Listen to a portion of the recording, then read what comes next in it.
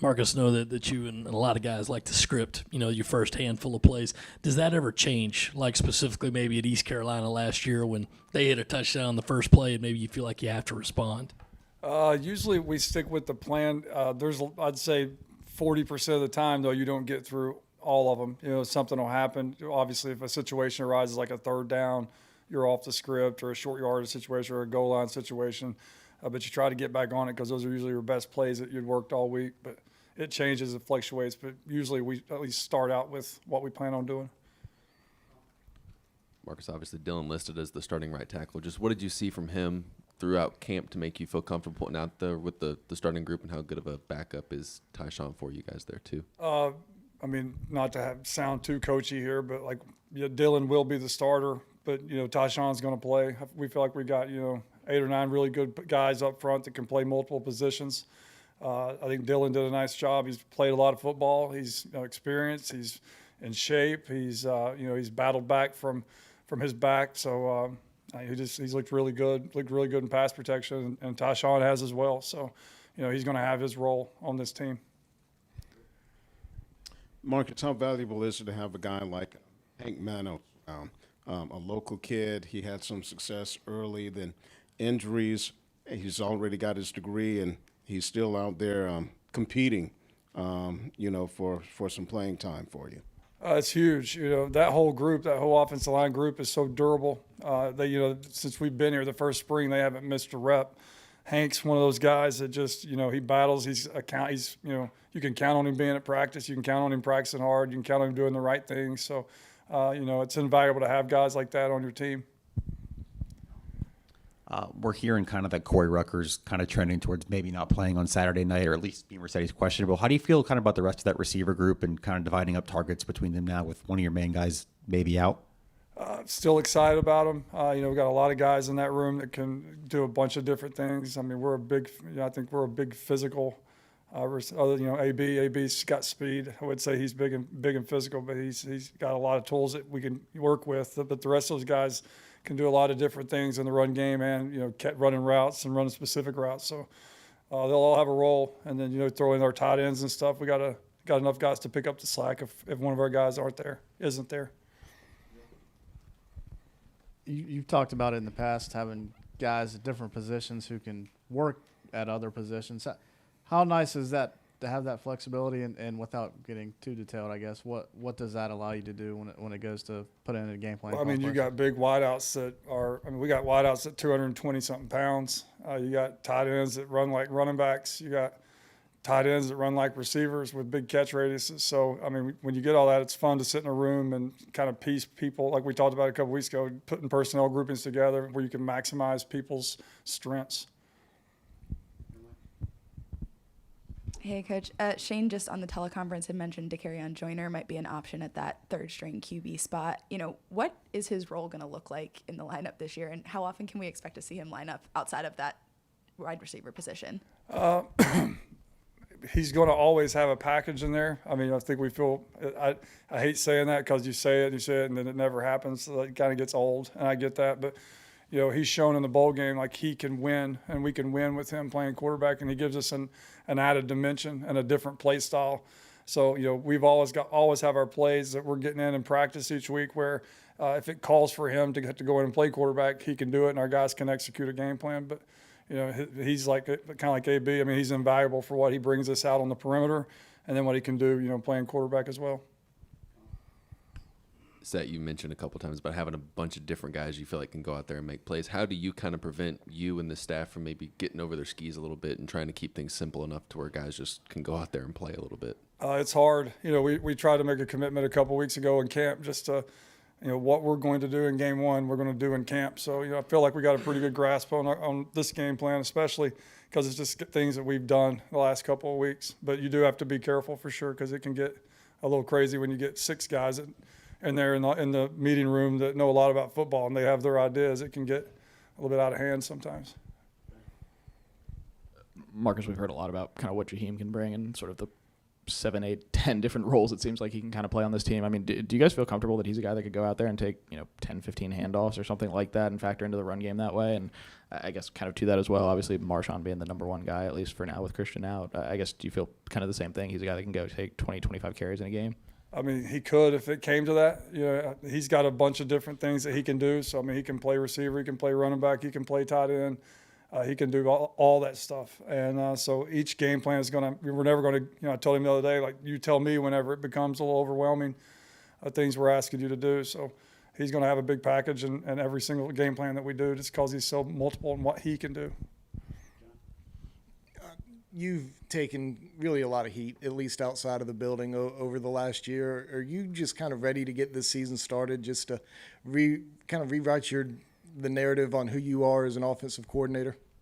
I guess. I mean, I'm proud of who I am as an offensive coordinator. I'd love to have seen a lot of coordinators out there that are considered gurus come and do what we did last year with 4 different quarterbacks in year number 1. So I'm very confident just what we were able to do. And then, I am excited just to go play somebody else this week and, start implanting what we're going to be this offense and building what we're going to be this season on offense.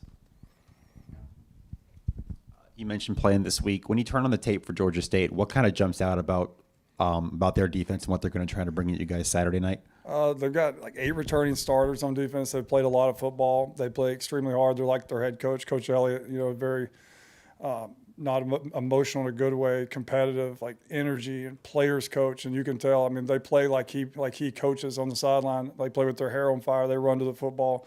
They're very difficult with what they do up front with their slanting and angling and different 3-down fronts and 4-down fronts. They're not as big as a typical, like an SEC defensive line. I mean, they may be 20 pounds lighter, but they move so fast and effectively and with a relentless mindset that it's going to be tough to block those guys. So we know that we got to have our ducks in a row and like you said, keep it simple, where our guys can just go out there and play fast because it's going to be a battle. Hey, with so many guys with so many different types of skill sets, and you said you want to maximize it, how do you do that while also not creating tendencies that they say, oh, when this personnel grouping is in or when that particular guy is in, we know what they're going to do? I was laughing with the players last night. They were in there. It's like, this is where we start the movie. So it's like writing a book. So you write chapter 1 with game 1 of, hey, this guy's going to do this role in this formation. This guy's going to do, and then you just start playing off of that. So what you see this week, next week, you may have a little bit of that flavor, but it might be something totally different to counteract how you're attacking or how you're using that said position. So you just kind of write a story all year with the different groups and formations and what you're asked them to do. Spencer was in here yesterday talking about wanting to be aggressive and attack while also protecting the ball. Obviously, 2 kind of warring things there. Just how do you coach that with him in terms of when to be aggressive, when to maybe force something, and when not to? We don't ever want to force anything, but we also don't want to restrain our guys. Like, we want to push the ball down the field. We want to, we've got some wideouts that can stretch the field and go up and get it. We've got some tight ends that can stretch the middle of the field. So, I think one of our strengths has to be pushing the ball down the field. And I think that's what he was talking about, as well as taking care of the football. Like, he's got to be smart, and we have to be smart of, just we say it all the time, playing the play. And if the play gives it to you, take it. And if it doesn't, just take care of the ball. And he's knock on wood, been really, really good at that thus far. Marcus, we talk a lot about Jaheim and Josh and all those guys coming back, but Antoine Wells, I mean, he's a guy that obviously is making the jump from FCS to SEC, but I mean, what do you feel like he can bring in this passing game? I mean, do you feel like he's a guy that can be kind of that home run hitter, a guy that can stretch the field a little bit? I mean, he's big and physical and runs his mouth too much in press conferences, but other than that, no, he came up to me downstairs and he goes, Coach, I messed up. And I thought he was talking about in practice. I was waiting for him to say on that route, he's like, I just said something in that press conference. I think I'm going to be in trouble. And he told me and laughed about it. But no, he's got an infectious personality. He's super competitive. Like, he loves the game. Got unbelievable respect from his teammates from high practices. He's very durable. He's big. He's physical. He can stretch the field. He's got strong hands. He's improved since he's been here already, just as a route runner, just being able to get open. And it's not all just vertical things for him. So I'm looking for, good things, big things coming from Juice. He's a leader on our offense.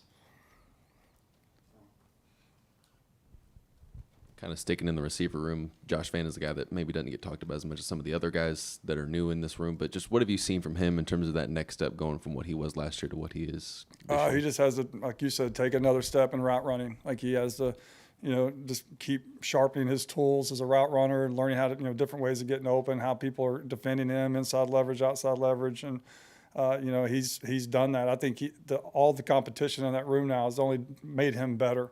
And we talk about it all the time, iron sharpens iron. And, he's a totally different player than he was at the end of the season last year just because of the competition that he knows if he doesn't go out and produce, that he's going to be over there watching somebody else do it. So I think it's really raised his game up. With Marshawn, obviously the number one guy, but just from a business-like standpoint, I think that's what Coach Beamer said. How have you seen him grow and kind of get better coming off the ACL in that first full season of being able to play? I think he, like a lot of young players, came in and was highly regarded as he should have been. He had the injury. He gets back last year. Things aren't just happening as fast as they need to. He put a lot of pressure on himself. To me, I see it more of a, obviously mature because it's his third year in school, but just confidence, understanding of who he is. He's not he puts pressure on himself to be elite, but last year it was just like, if it's not a home run, he's just in his head a little bit. So I think he's like Josh, is just a total different dude than he was at the end of the season, just from a mental standpoint. He's sharp. He about bit my head off today in backfield. I was like, relax. I was trying to take him out, so just kind of save his legs, and he about hit me. So I love his mindset, and he's everything good about what a college football student athlete should be.